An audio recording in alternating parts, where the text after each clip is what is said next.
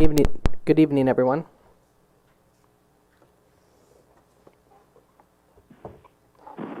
I'd like to call tonight's regular council meeting of March 23rd, 2020 to order. Recommendation that the agenda for the regular council meeting of March 23rd, 2020 be adopted as revised, removing item 5B from reports and add additional item 4A, local state of emergency. I move on. Moved by Councillor Renhawa. Second. Seconded by Councillor 80. 80. Yep. Okay, all those in favor or any opposed? Motion's carried. Item 3A, recommendation that the minutes of the regular council meeting of March 9th, 2020 be adopted. So moved. Moved by Councillor Cunningham, seconded by Councillor Niche. All those in favor or any opposed? Motion's carried. Okay, first we're here to discuss declaring a state of local emergency. I'm going to first get a motion on the floor. I have councillors that are attending by phone tonight. And so I'll have a mover and a seconder, and then I'll read the whereases. I'll move it, Council. So moved by Councillor Niche, seconded by Councillor Renhawa, that whereas a pandemic has been declared by the World Health Organization and an EOC Level 1 has been established in the City of Prince Rupert in response, and whereas the pandemic poses an existing or imminent threat to people and property within the City of Prince Rupert, and whereas this pandemic emergency requires prompt coordination of action or special regulation of persons or property to protect the health, safety, or welfare of people or to limit damage to property, now, therefore, it is hereby ordered pursuant to Section 12 of the Emergency Program Act of 1996, Chapter 111, that a state of local emergency exists in the City of Prince Rupert due to the existing COVID-19 coronavirus pandemic. It is further ordered that the City of Prince Rupert, its employees, servants, and agents are empowered to pursuant to Section 13 of the Emergency Program Act, to do all acts and implement all procedures that are considered necessary to prevent or to alleviate the effects of the emergency. Ordered by the City of Prince Rupert this date, March 23rd, 2020, to remain in force for 7 days until March 30th, 2020 at midnight, unless cancelled by order of the City of Prince Rupert or the minister responsible. Now, that's on the floor for discussion. So what we're going to do is we're going to have a discussion with council about why we feel we need to be declaring this local state of emergency. And I have made a speakers list, and we will start with Councillor Niche. I feel a state of emergency is necessary to give the ability for our local government to have a part in how this crisis is dealt with. I feel that after the orders are read, it will send a strong message to our community that we want to survive and we want to succeed at doing the best to control the final outcome of this pandemic. We all need to carry on in some ways, but we all need to do our part, and declaring this emergency is how we do it. Thank you. Councillor 80. I want to start by expressing my respect for the local doctors who have spoken out. They are good people, and they are not necessarily very prominent public speakers in the issues that face the community, but they've spoken up now. And I will say that nobody knows the capabilities and the vulnerabilities of the hospital better than they do. And this is a situation that is likely to test those capabilities and vulnerabilities. And I think in fairness, I also have to also express a respect for the efforts of people at different levels of government and an understanding of the complexities of the issue that they face. I do think that ultimately we're all aiming at the same goal, and that is to mitigate the effects of this virus as much as we possibly can. So here, this motion, as I understand it, would pass responsibility for local steps to the Emergency Operations Center. I'm hoping that the mayor will explain in more detail what that means, but it is a collection of the various stakeholders and professionals in the community. And I want to say about that whatever we choose to do, we need to ensure that we precisely identify the problems that we're trying to solve and adopt specific measures to solve those problems. And what I'm hearing is really kind of two strands. One that may be within our control and one that we're going to need outside help with.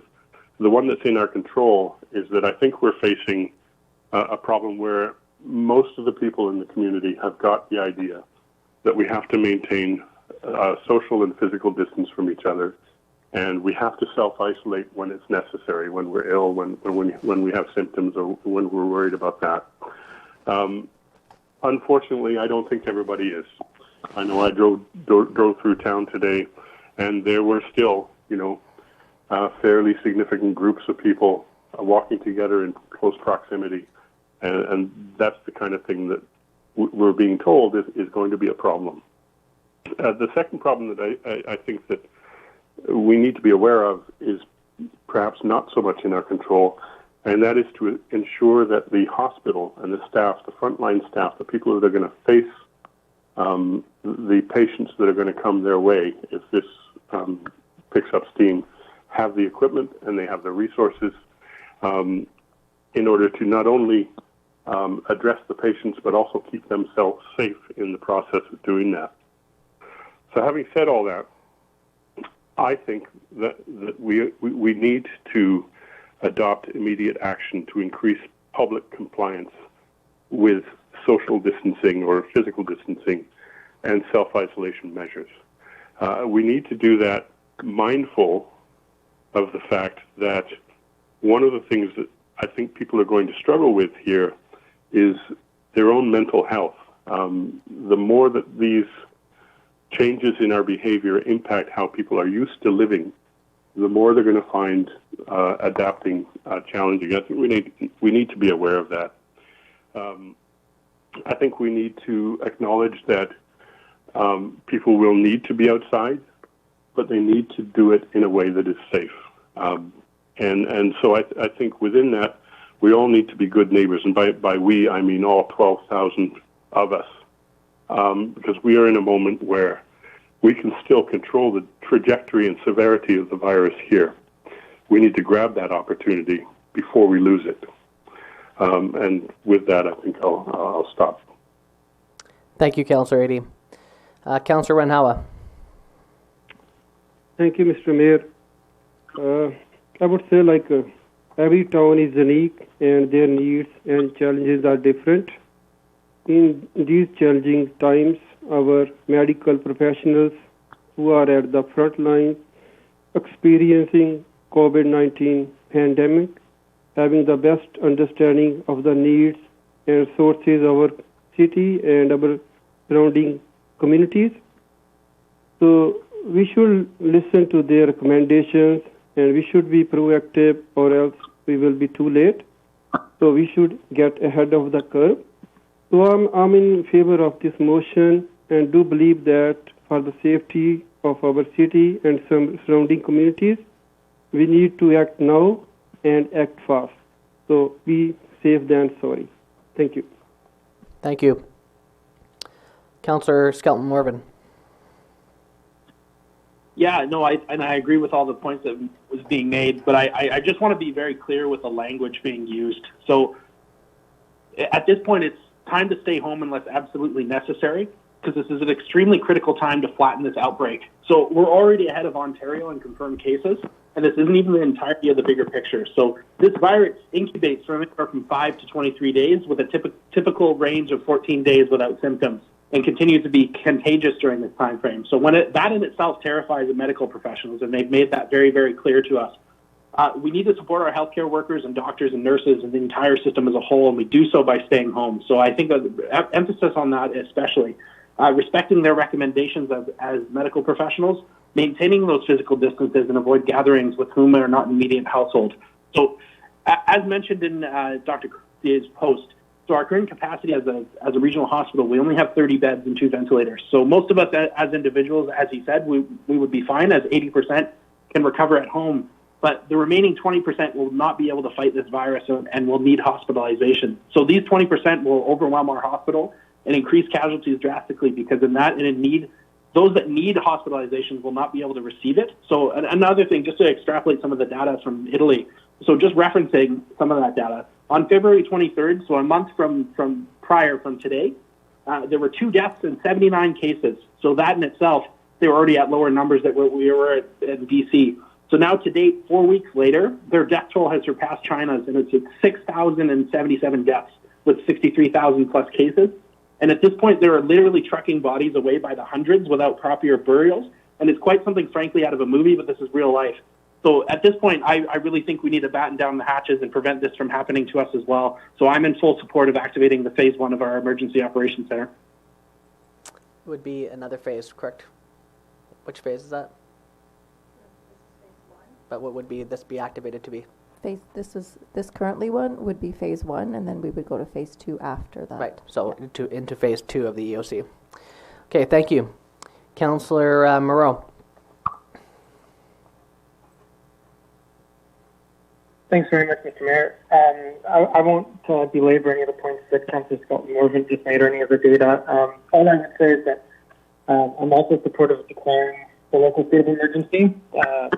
But I want to start by saying I'm incredibly supportive, and I want to commend Dr. Bonnie Henry and Adrian Dix for their work in delivering consistent information and increasingly impactful provincial orders. And I see this local emergency as being a necessary complement of being able to support their work, where the stark reality for our province is that both the majority of our population and the majority of the outbreak is in the Lower Mainland. So there's a tremendous amount of value in us joining this fight because we do have boots on the ground and we understand the local realities in Prince. And as I understand it, this declaration will essentially allow us to help the province in enforcing their existing orders because they've said quite clearly that 100% compliance is necessary. So anything that we can do to help get them to that point is I think, is necessary. And even though we're elected to this position to make decisions, I would just want to make the point. In matters like epidemiology and infectious disease, I am going to rely on the medical profession. So I take these letters from our local doctors incredibly seriously, and I thank them for their work and their time in putting that together. And I hope if this motion passes that the EOC will consider their recommendations. But just from a strategic and a policy perspective, the province and the provincial health authorities have said quite clearly that the next 10 to 14 days are crucial. So I would much rather be criticized for being too cautious now than to look back in 2 weeks and ask what we could have done differently or what we could have done more of. This is an unprecedented, once-in-a-generation type of situation, and the phrase better safe than sorry has really never been more appropriate. What I'm finding is that every hour and every day that goes by, what might seem like an overreaction suddenly isn't the next day. So with all of that said, I'm left with kind of one point of caution and then just, I guess, a question that I'd like to ask the city manager moving forward. The one piece of caution is that we've all seen the incredible amount of misinformation and speculation and what we like to call locally as print rumors. So one thing that I think is crucial in activating phase 1 of the EOC is to make sure that we can reach out to all the stakeholders that are working on the front line, to make sure that we can coordinate our communications and our messaging. I'm thinking of essential service providers, major employers, the port and their tenants, but also small business as much as we can. They're the ones that are struggling a lot with conflicting messages where, for individuals, I think we can all appreciate and understand what it means to stay home as much as possible. But for business owners, not being able to do that, there's an incredible amount more uncertainty. So the best that we can do in coordinating communications and messaging across all fronts, the better. With all that said, I just do have a couple of questions around, I guess I would say just jurisdiction and enforcement. And I guess my first question for the city manager is, we've seen Vancouver is amending their emergency bylaw to include fairly stiff fines for individuals and businesses who are not complying with existing provincial orders. So I'm wondering if that's something that we can do similar in Prince Rupert, or if that's a product of them having their own Vancouver charter.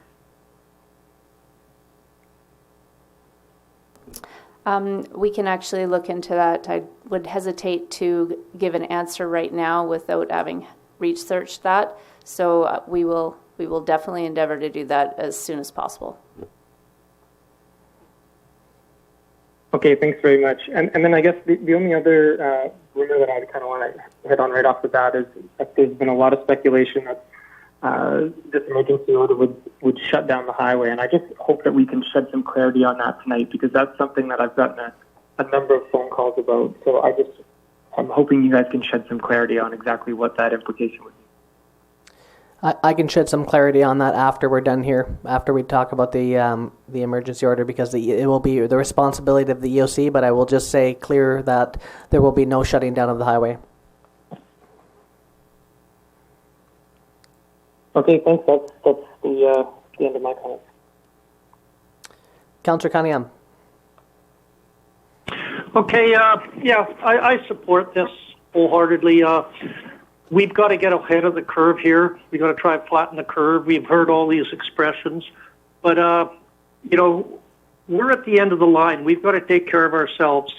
And most of us are. I think you've all seen the doctors holding up signs, "We stay here for you. Please stay home for us." Well, the people that are out there and thinking that they're immune to this or whatever, they're the ones that we have to worry about. The doctors have given us a very loud and clear message by their letters to us and to the community. These are the first line of defense against this. And these doctors are worried. And I don't see doctors worried too often. And that, they want us to stay home and self-isolate, but many are, some aren't. I've said it before, and I think of your parents, grandparents, great-grandparents, and friends and families with compromised immune systems. This virus is a death sentence to some of them if you bring it home to them. The people you love and care about are the very ones you have to consider and protect. So we should listen to the medical professionals who have our best interest at heart and our community at heart. We have to have public compliance to this, and of course, commerce has to keep going in that. And we're not going to put a blockade on the highway and stop people from coming and going. It's going to be life fairly normal, but we're just going to be at home for a while, and look at it as an opportunity to do spring cleaning or whatever. But it's something that we've got to really look in the mirror and ask ourselves, what are we doing to stop this? I think all the other major points were made by the other councillors, but it's just something that we've got to do ourselves, or we're going to be in trouble. And I don't want to see body bags being handed out like they are in Europe, and that we can stop this. We have the ability in this community to come together, which we've done many times before, and stop this. And I think it's up to us to do it. Thank you. Thank you. So we're discussing declaring a state of emergency, and I appreciate all of council's views on discussing that this motion, because this is a very important time. This is an unprecedented time, and during my discussions in the last week and a half, it's clear to me that there are a whole variety of people that are working as hard and as fast as possible to get ahead of this curve. It's been 14-hour days, almost 100 calls a day on a variety of levels from all the staff and myself and all the responders. And the first thing I want to just say is thank you to the provincial response. Dr. Bonnie Henry has been an amazing leader. She has set clear guidelines. And right now we all know that not everybody is following those guidelines. This is a very serious matter, and in a community that is on an island in the north that has limited population and limited resources. One outbreak here could be devastating to a community such as ours. And being isolated and being in close quarters with each other, the risk is high here, and we must do everything we can in our power to ensure that we are doing everything we can to protect the families of this community. So I want to also thank all the first responders and the healthcare professionals and all the grocery store workers and all the people that are continuing to run essential services for this community to operate. Because without you there, we wouldn't be able to function. And right now, there's parts of the economy that need to move forward, and and we need to ensure that we are doing everything we can to keep business going. But now I think we're at a time where we need to have a local response, because there are certain things that need to be put into effect to protect the community at another level. And it's not that the province isn't listening or doing anything. They are dealing with the macro issues, and they're doing everything they can. But right now, there are some specific things for Prince Rupert that most likely need to come into place so that we can ensure that we are not a statistic. And I think that's the mission here, that this community is going to be the story and can be the story of how we fought this virus together as a region. Tonight, we're being joined by our colleagues and friends in Haida Gwaii. I know that the Council Haida Nation and the Skidit Band Council, the Masset Band Council, the District of Masset, and the City of Queen Charlotte are also discussing emergency measures this evening. And I believe that some have already declared states of emergency locally as I speak. But what has been clear is the physicians have sent us very clear and urgent warnings that now is the time to make swift and drastic action. And by passing a local emergency declaration, it gives the municipality special provisions to be able to move more nimbly to respond to the needs on the ground and to aid the province in this fight against this virus. And the idea here is that we are here to enhance their efforts and to work with them to make sure that this community is protected and is safe. This is the challenge of our life and the challenge of this time. And it's a global challenge, and we're all in this together. And right now what matters is the actions that we take as a community and the actions that we put forward, so that we can all know in our heart that we did everything we could possibly do to protect everyone in this community. So to me, I 100% support this motion. I know that it's a difficult decision for local communities to make on whether or not they should be declaring emergencies or not. But I have come to learn that for us, every day is a day too late, and there's no more time to waste, and we must get moving now. So that being said, I'm wondering if there's any other conversation from council on the state of local emergency, and if it passes, then I have more to say about some of the doctor's recommendations on what we should be doing next after we declare the state of emergency.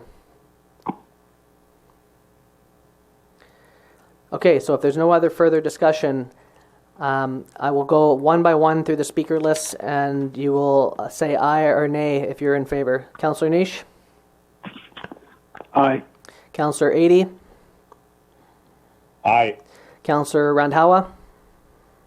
I am in favor. Councillor Skelton Morvan? Aye. Councillor Moreau? Aye. Councillor Cunningham?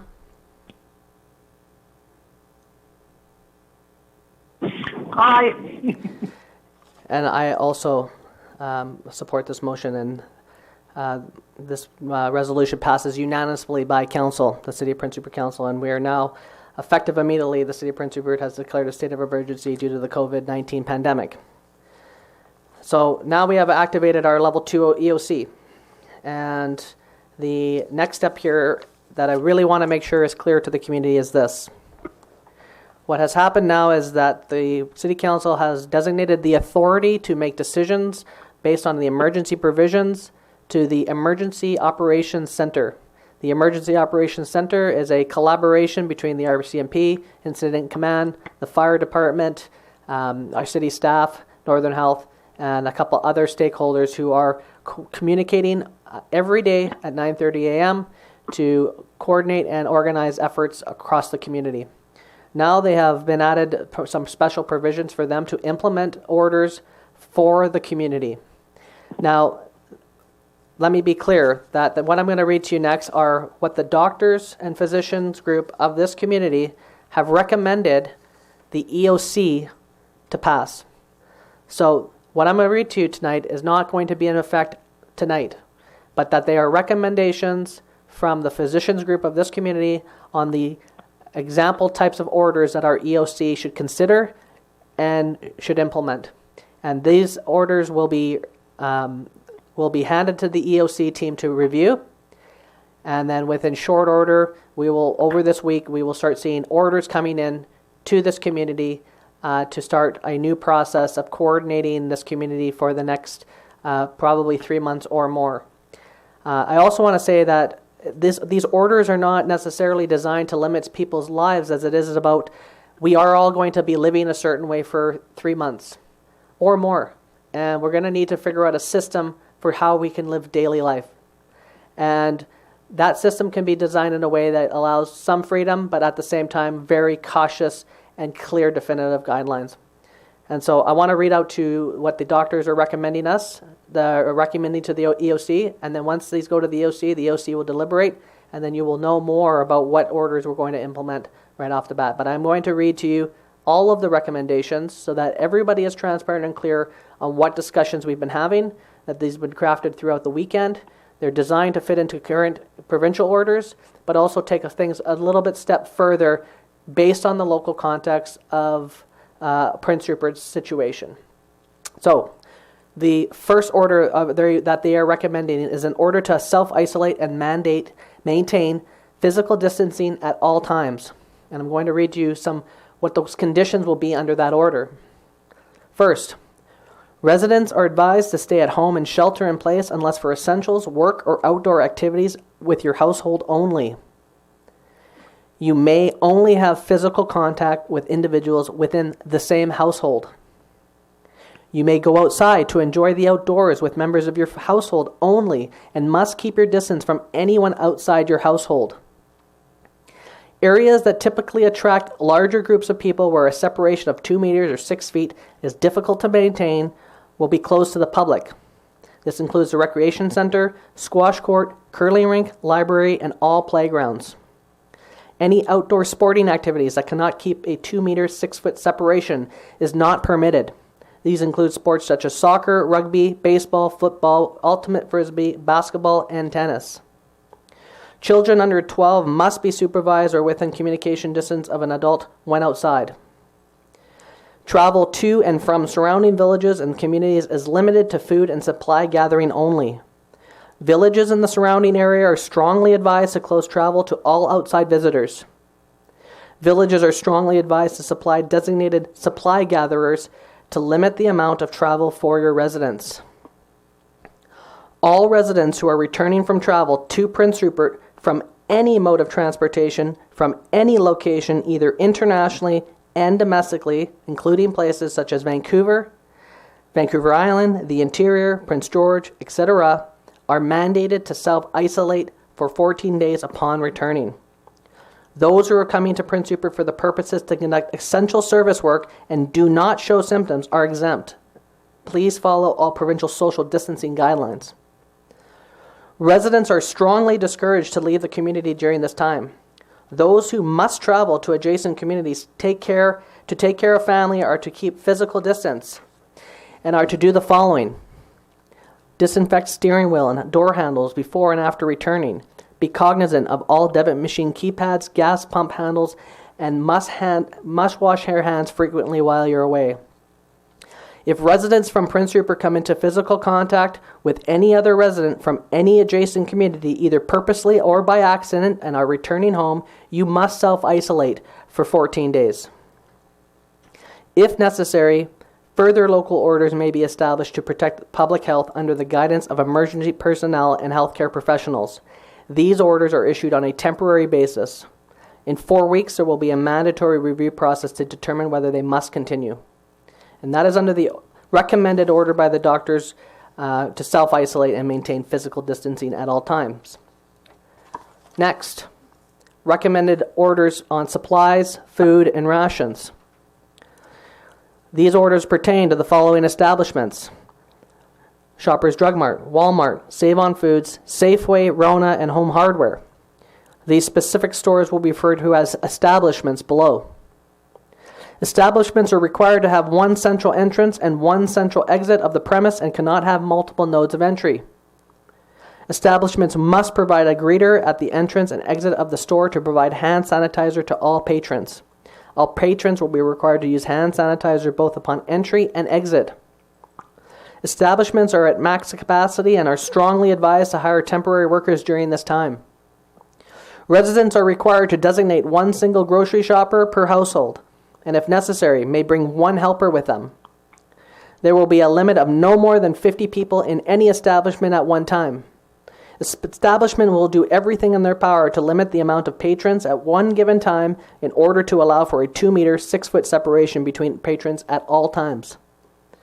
All patrons at the checkout lines will maintain 2 meters, 6 feet between each person. Establishments are encouraged to create markers on the floor where carts or buggies may be placed in order to ensure distance is being met. All shopping cart handles will be regularly disinfected by employees. Rations and limits on certain items may be imposed based on the recommendations from local emergency personnel and healthcare professionals as needed. And those are all the recommended orders under supplies, food, and rations. There's 2 more to go. Recommended orders for business. The city will follow current and future provincial or federal orders in relation to business operations. All businesses which are permitted to operate by provincial or federal order may do so. All those who are ordered to close must close. Any business that wishes to do deliveries or pickups only may do so, if adherent to best social distancing and sanitization practices. Businesses that cannot adequately maintain physical distancing between their customers or employees must close. All businesses are required to sanitize any point of contact, such as debit machine or after use, or provide hand sanitizer to your customers upon entry and exit of your establishment. Sport fishing businesses are no longer permitted to operate as they attract people from outside the community and cannot adhere to social distancing practices. And those are the orders under business. And finally, there is a recommended orders for transit. All buses are required to keep all windows open at all times and are required to have a designated seating that allows for a 2 meter, 6 feet of separation, for example, every third seat. BC Transit is required to set a max ridership number, and the bus driver is required to disinfect the seats at the end of every turn. The city will set crosswalk signals to automatically turn on rather than requiring a push button so individuals do not have to use their fingers. Taxis are required to have a limit of 2 customers only, and they are required to ride in the back seat and must be members of the same household only. Taxi drivers are required to sanitize their seats and the inside and out of their door handles after each service. Finally, the highway will remain open for travel.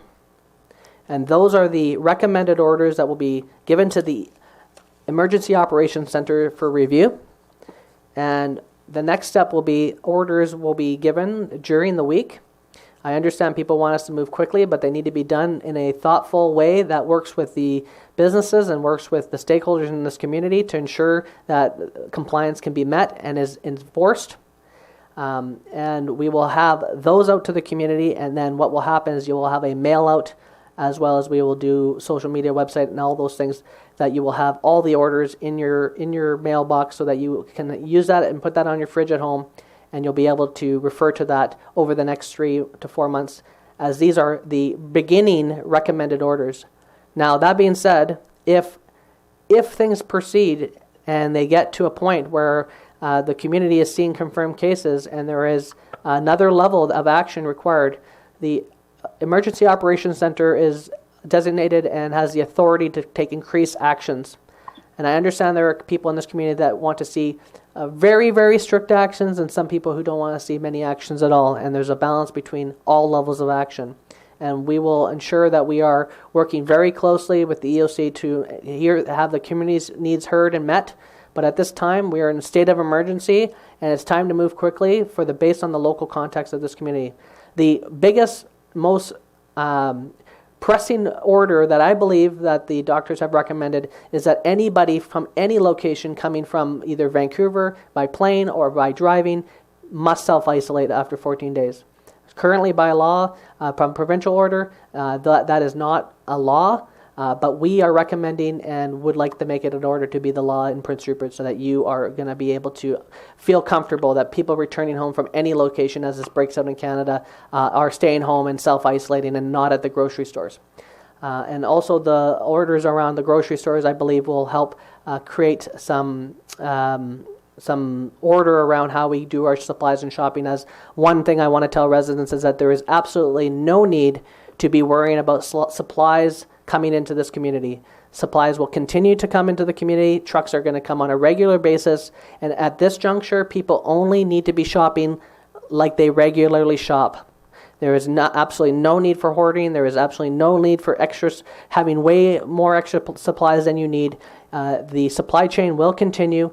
In very hard-hit areas of the world, there's still groceries and there's still supplies. So please understand that that will be continuing, and you will be able to get access to those supplies.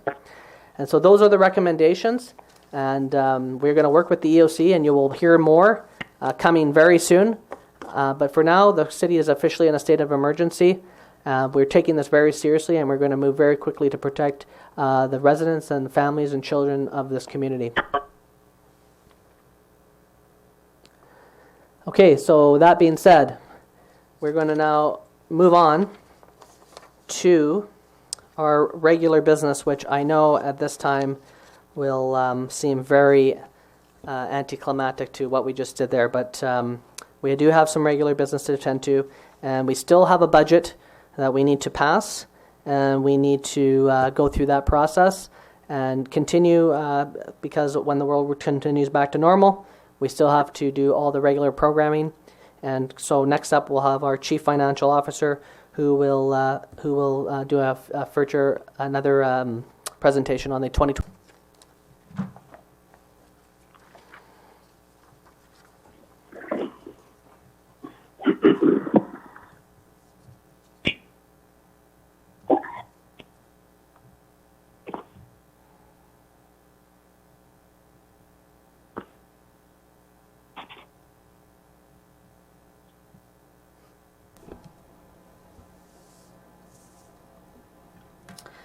Good evening. Staff presented the preliminary budget at the February 23rd council meeting in conjunction with a report to council. We understand that we are now in uncertain times. However, we have not been told whether our legislative responsibilities have been delayed in light of the pandemic.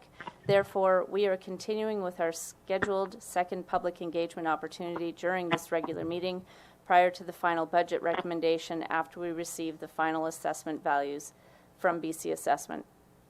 Currently, we do not anticipate significant changes as a result of the pandemic. However, if there is anything that comes to light prior to seeking budget direction, we will make the changes and communicate them to Council. In early March, staff released the proposed 5-year financial plan budget document, which is available on the city's website as well as in paper copy at City Hall, the library, or at least it was, and same it was with the recreation complex.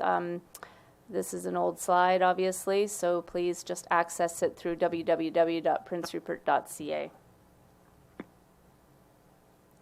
In the report on February 23rd and the available budget document, staff identified a preliminary budget surplus with no changes to services aside from an increase to the paving budget by 100% compared to last year.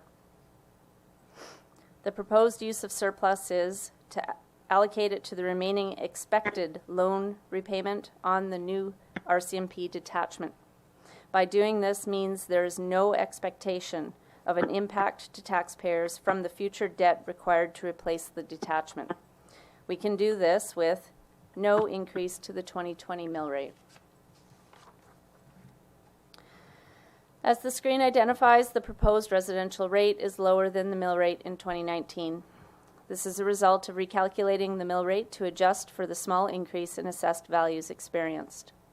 Given that many property owners' assessments either increased, decreased, or stayed the same, it is important for owners to calculate the impact to them on an individual basis and compare the result to last year's municipal bill. The presentation outlining how an owner can calculate the impact these rates will have on them can be found on the city's website.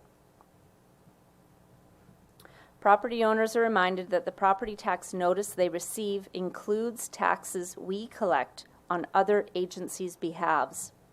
These funds are remitted to those agencies and make up approximately 30% of the tax notice. The municipal mill rates shown on the previous slide are only in respect of the city's budget.